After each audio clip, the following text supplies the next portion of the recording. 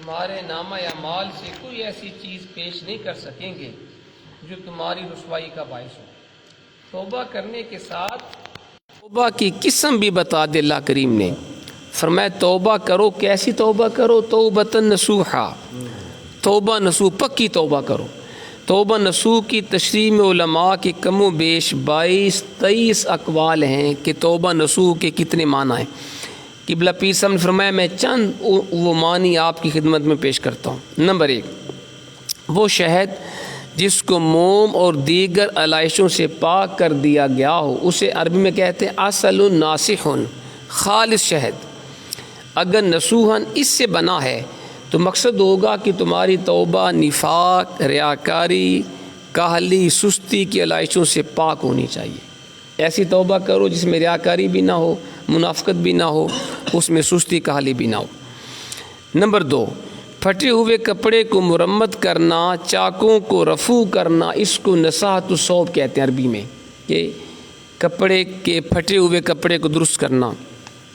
اگر نصوحاً اس سے بنا ہے تو مطلب یہ ہوگا کہ جس طرح گناہوں سے تم نے اپنے ایمان کا لباس تار تار کر دیا ہے، پھٹ گیا تمہارا لباس ایمان، اپنے تقوی کے لباس میں تم نے چاک ڈال دیے گناہوں کی وجہ سے، اب ایسی توبہ کرو کہ وہ چاک رفو ہو جائیں، وہ تمہارے ایمان کا لباس جو پھٹ گیا تھا وہ درست ہو جائے، ان کا کوئی نام و نشان باقی نہ رہے۔ تیسرا جی، نصوحاً کی اصل نصیحت ہے، نصیحت سے بنا ہے نصوح۔ اس وقت اس کا یہ مطلب ہوگا کہ ایسی توبہ کرو کہ اس کے آثار تم میں ظاہر ہوں، پتہ چلے کس بندے نے توبہ کی ہے۔ تم میں ظاہر ہونے والی خوش آئند تبدیلی کو دیکھ کر دوسرے گناہ گار بھی متاثر ہوئے بغیر نہ رہ سکیں، اور وہ بھی اپنی غفلت اور اپنے گناہوں سے آلودہ زندگی کو چھوڑنے پہ مجبور ہو جائیں۔ ایسی توبہ کرو کہ پتہ چلے کہ اس بندے کے اندر انقلاب آیا، اس نے سچی توبہ کی ہے۔ یہ تشریح لغوی معنی کے اعتبار سے ہے۔ اب زبان نبوت سے توبہ کا مفہوم سماعت فرمائیں کہ رسول پاک علیہ السلام نے توبہ کا معنی کیا بیان فرمایا۔ حضرت معاذ بن جبل رضی اللہ تعالیٰ عنہ نے عرض کیا یا رسول اللہ مت توبۃ النصوح، حضور سے پوچھا کہ اللہ کے حبیب یہ بتائیں توبہ نصوح کسے کہتے ہیں؟ تو سرکار نے کیا فرمایا؟ ان یندم العبد علی الذنب الذی اصاب فیعتذر الی اللہ تعالی ثم لا يعود الیہ کما لا يعود اللبن الی الضرع او کما قال۔ سرکار نے فرمایا سنو معاذ، جو گناہ بندے سے سرزد ہو جائے اس کے اوپر شرمسار ہو۔ یہ حضور توبہ نصوح کی تشریح بیان فرما رہے ہیں۔ جو گناہ بندے سے ہو جائے بندہ اس کے اوپر شرمندہ ہو اور بارگاہ الہی میں معذرت بھی طلب کرے، شرمسار بھی ہے، میں نے کیوں گناہ کیا، میں نے کیوں نماز چھوڑی، میں نے یہ سود کیوں کھایا، رشوت کیوں لی، کسی کا حق کیوں چھینا، شرمسار ہو، اور پھر بندہ اللہ کی بارگاہ میں معذرت کرے۔ جس طرح دودھ کھیری میں دوبارہ داخل نہیں ہو سکتا پھر وہ گناہ بھی اس سے نہ ہو، یہ توبہ ہے، یہ توبہ نصوح۔ یہ نہیں آج توبہ کی کل وہی گناہ کر رہے، پھر توبہ کی اگلے دن وہی گناہ کر، نہیں۔ جیسے بکری کے تھنوں سے نکلا ہوا دودھ تھنوں کے ذریعے واپس نہیں جا سکتا، بندہ جس گناہ سے ایک مرتبہ توبہ کر لے پھر اس گناہ کے قریب بھی نہ جائے، یہ توبہ نصوح ہے۔ امام نووی رحمۃ اللہ علیہ فرماتے ہیں سچی توبہ وہ ہے جس میں 3 چیزیں پائی جائیں، گویا 3 شرطیں ہیں سچی توبہ کے قبول ہونے کی۔ نمبر 1، انسان اس گناہ کو چھوڑ دے، جو گناہ کیا جس سے توبہ کر رہا ہے فوراً چھوڑ دے۔ نمبر 2، جو گناہ کر بیٹھا اس کے اوپر شرمندہ بھی، آنسو بہائے نا، الگ بیٹھ کے خوف خدا سے روئے میں نے کیوں یہ گناہ کیا، رب کو ناراض کیوں کیا، یہ دوسری شرط ہے۔ اور تیسرا، پختہ ارادہ کرے آئندہ یہ گناہ نہیں کرے گا۔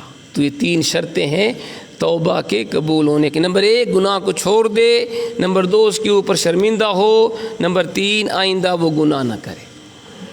آگے سنیں جی، حضرت سیدنا علی المرتضیٰ کرم اللہ وجہ کریم نے ایک اعرابی کو سنا، مولا علی شیر خدا نے سنا ایک دیہاتی کو، وہ توبہ کر رہا تھا۔ کیسے؟ وہ کہہ رہا تھا اللہم انی استغفرک و اتوب الیک، اللہ میں تجھ سے بخشش مانگتا ہوں، تیری بارگاہ میں توبہ کرتا ہوں۔ تو مولا علی شیر خدا نے فرمایا یہ جھوٹوں کی توبہ ہے، یعنی فقط زبان سے کہنا اللہ میں میرے گناہ بخش، میں تو اس سے معافی مانگتا ہوں، میں یہ جھوٹوں کی توبہ ہے۔ اس نے عرض کی حضور پھر سچوں کی توبہ آپ ہی بتا دے، مجھے تو نہیں پتا، آپ فرمائیں۔ تو آپ نے فرمایا جس توبہ میں یہ 6 چیزیں پائی جائیں وہ سچوں کی توبہ ہے۔ اب یہ بھی بڑا پیارا ہے آپ کا ارشاد، فرمایا جس توبہ میں 6 چیزیں پائی جائیں وہ سچے لوگوں کی توبہ ہے۔ اب سنیں، نمبر 1، جو گناہ پہلے ہو چکے انسان شرمندہ ہو، یہ ہے سچی توبہ، جو گناہ ہوا انسان شرمسار ہو۔ نمبر 2، جو فرض ادا نہیں ہوئے ان کی قضا کرے، یہ توبہ ہے۔ نمازیں جتنی چھوڑیں بالغ ہونے کے بعد ان کو قضا کرے گا، توبہ قبول ہوگی۔ روزے جتنے فرض تھے نہیں رکھے دوبارہ رکھنے ہوں گے، حج فرض تھا نہیں کیا کرنا ہوگا، زکوٰۃ فرض تھی نہیں تھی دینی ہوگی۔ جو اللہ کے فرائض اس نے چھوڑے ان کی قضا کرے، دوسری شرط۔ تیسری، کسی کا حق چھینا ہے تو اسے واپس کرے۔ کتنی اہم ہے جی شرط۔ لوگوں کا انسان مال کھاتا رہے، لوگوں کی زمینوں کے اوپر ناجائز قبضے کرتا رہے اور وہ ہر سال حج کرے، قبول ہی نہیں۔ وہ توبہ کرتا رہے جب تک حقدار کو حق نہیں دے گا، توبہ قبول نہیں ہوگی۔ یہ بھی تیسری آپ نے فرمایا یہ شرط ہے۔ نمبر 4، جس کے ساتھ لڑائی جھگڑا کیا اس سے معافی مانگے۔ اگر کسی کا دل دکھایا تھا، جھگڑا تھا، کسی کو گالیاں دی تھی، مارا تھا، اس سے معافی مانگ کے راضی کرے گا بندے کو، پھر اللہ راضی ہوگا۔ کتنا اہم بات ہے جی، ان حقوق العباد اتنی اہم ہے۔ جو بندہ لوگوں کے اوپر ظلم کرتا ہے وہ لاکھ توبہ کرے، اللہ توبہ قبول نہیں کرتا جب تک وہ بندہ اپنا حق معاف نہیں کرے گا۔ آج ہم لوگوں کی قرضہ لے کے لوگ واپس نہیں کرتے، زمینوں کے اوپر قبضہ کر لیتے، غریبوں کا مال چھین لیتے، یتیموں کا مال چھین لیتے اور کہتے ہیں یا اللہ میری توبہ۔ یہ توبہ کوئی نہیں، تو اس کا حق واپس کرنا ہوگا۔ نمبر 5، پختہ ارادہ کرے، آئندہ گناہ نہیں کرے گا۔ پکا ارادہ کرے، یا اللہ ایک دفعہ گناہ معاف فرما، آئندہ نہیں کروں گا۔ نمبر 6، جس طرح تم نے پہلے اپنے نفس کو گناہ کر کے موٹا کر لیا، اب عبادت اتنی کرو تمہارا نفس پتلا ہو جائے۔ یعنی جیسے تم گناہ کرتے کرتے موٹے تازے ہو گئے حرام کھا کھا کے، اب اتنا اللہ کی بارگاہ میں سجدہ ریزی کرو، روو کہ تم کمزور ہو جاؤ۔ یہ 6 شرطیں ہوں گی تو توبہ سچے لوگوں کی ہوگی۔ سبحان اللہ، یہ ہے جی سچوں کی توبہ، یہ کاملین کی توبہ ہے۔ اللہ ہمیں بھی ایسی توبہ کی توفیق عطا فرمائے۔ یہ یاد رہے کہ گناہوں پر، یہ مسئلہ بھی سن لیں، گناہوں پر کبھی شرمندگی، کبھی افسوس انسان کو اس لیے ہوتا ہے کہ اس سے صحت بگڑ جاتی ہے، مال برباد ہو گیا، یعنی کسی نے بندے نے کچھ شراب پیتا رہا، صحت بگڑ گئی، اس نے کہا میں نے کیوں شراب پیا، یہ بھی شرمندگی ہے۔ نمبر 2، مال کسی کا ضائع ہو گیا برے کام کر کے، جوا کھیل کے، تو وہ اس کے اوپر شرمندہ ہوا کہ مجھے نہیں کام کرنا چاہیے تھا۔ نمبر 3، کسی کی عزت خاک میں مل گئی، پھر وہ پریشان ہوا، یہ توبہ نہیں ہے۔ اگرچہ وہ شرمندہ ہوا ہے لیکن یہ توبہ نہیں۔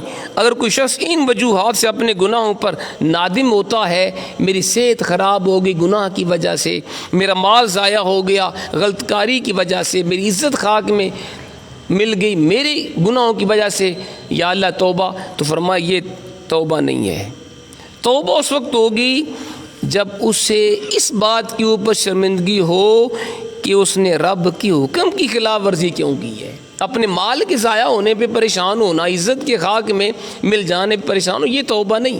انسان یہ سوچے کہ میرا رب مجھ سے ناراض ہو گیا، تو اس کے اوپر شرمندہ ہو کہ میں رب کی نافرمانی کیوں کی، اور اپنے نفس امارہ کو خوش کرنے کے لیے رب کو ناراض میں نے کیوں کیا، مجھے ایسا نہیں کرنا چاہیے تھا، تو اس کے اوپر شرمندہ ہو میں نے رب کے حکم کی خلاف ورزی کیوں کی، اللہ کو ناراض کیوں کیا، پھر توبہ قبول ہوگی۔ ٹھیک ہے جناب۔ تو اللہ نے فرمایا ایمان والو اللہ کی بارگاہ میں سچی توبہ کرو، عسیٰ ربکم ان یکفر عنکم سیئاتکم ویدخلکم جنات تجری من تحتها الانہار، امید ہے تمہارا رب دور کر دے گا تم سے تمہاری برائیاں اور تمہیں داخل کرے گا ایسے باغات میں جن میں نہریں رواں دواں ہیں۔ یعنی اگر تم سچے دل سے توبہ کرو گے، اللہ کی رحمت سے کچھ بعید نہیں کہ وہ تمہارے گناہوں کو اپنے دامن کرم سے ڈھانپ دے۔ اس طرح ڈھانپ دے ان کا سراغ ہی نہ ملے۔ جب تم سچی توبہ کرو گے نا، اللہ تمہارے گناہوں کا نام و نشان مٹا دے گا۔ علامہ راغب اصفہانی لغت کے بہت بڑے امام ہیں، آپ نے کفارہ کی تحقیق کرتے ہوئے لکھا ہے التکفیر سترہ وتغطیتہ حتی یسیر بمنزلۃ ما لم یعمل، فرماتے ہیں کسی گناہ کو اس طرح ڈھانپ دینا اور اس پر اس طرح پردہ ڈال دینا کہ وہ بالکل ذہنوں سے بھی ختم ہو جائے، اسے تکفیر کہتے ہیں۔ کسی گناہ کو ایسے چھپانا کہ نام و نشان مٹ جائے، یہ تکفیر ہے۔ تو اس کا مطلب ہے جب بندہ سچی توبہ کرتا ہے تو اللہ تعالیٰ فرشتوں کے دفتر سے بھی گناہ مٹا دیتا ہے۔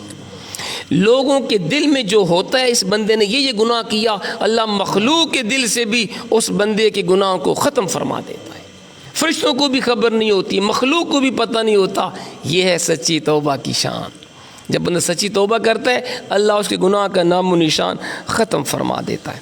تو فرمایا قریب اللہ تمہارے گناہ معاف فرما دے، تم ایسے باغات میں داخل کرے جن کے نیچے نہر رواں دواں ہیں۔ یوم لا یخزی اللہ النبی والذین آمنوا معہ، اس روز رسوا نہیں کرے گا اللہ تعالیٰ اپنے نبی کو اور ان لوگوں کو جو آپ کے ساتھ ایمان لائے۔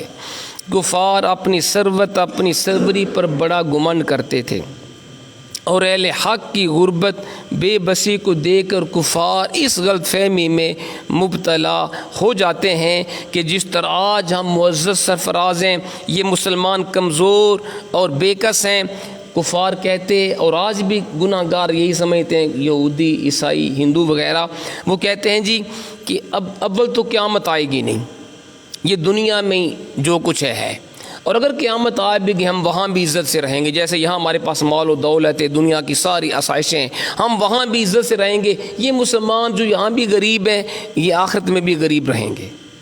یہ پہلے وقتوں میں بھی کفار کا ذہن تھا اور آج بھی ہے۔